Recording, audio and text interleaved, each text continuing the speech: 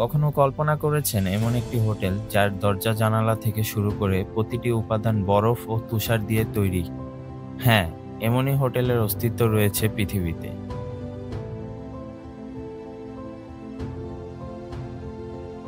সুইডেনের কিরুনা শহর থেকে ১৭ কিলোমিটার দূরে অবস্থিত গ্রাম ইউকাসিয়ারবি। আর এই ইউকাসিয়ারবির টর্নি নদীর তীরে অবস্থিত বিশ্বের প্রথম ও সবচেয়ে বড় আইস হোটেল।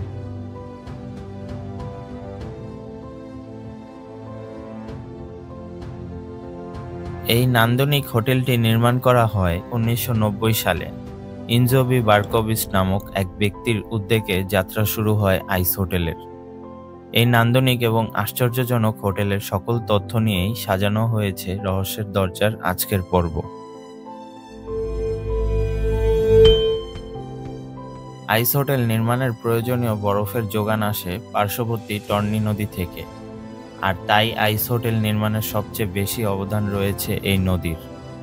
প্রতি বছর শীতের শুরুতেই টর্নি নদীর উপরিভাগে জমাট বরফ কেটে মজুত করা হয় হোটেলের নির্মাণের জন্য।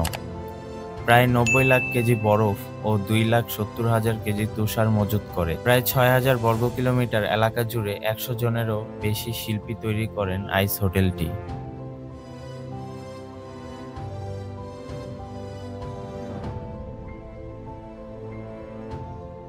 হোটেলের ছাদে থাকা ঝাড়বাতি, বারে থাকা গ্লাস তৈরির উপাদানগুলো বরফ দিয়ে তৈরি। এছাড়াও রুমগুলোর দেওয়ালেও বরফের নানান নান্দনিক শিল্পকর্মের দেখা মিলে। শুধুমাত্র বাথরুম ব্যতীত এর অভ্যন্তরে সবকিছুই বরফ দ্বারা নির্মিত। হোটেলটিতে পর্যটকরা সাধারণত এক রাত কাটাতে আসেন, যাতে পর্যটকদের ব্যয় করতে হয় প্রায় ২৩০ ইউরো।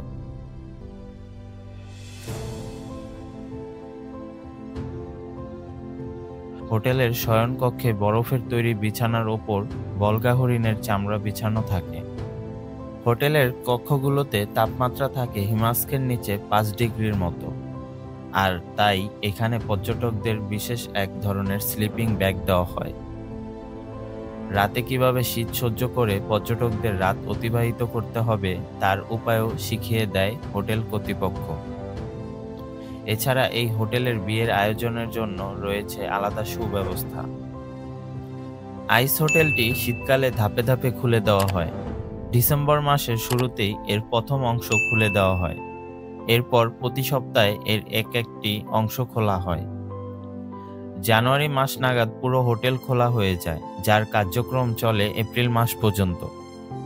হোটেলটিতে সুইডেন ছাড়াও পৃথিবীর বিভিন্ন দেশ থেকে পর্যটকরা আসেন রাত্রি যাপন করতে।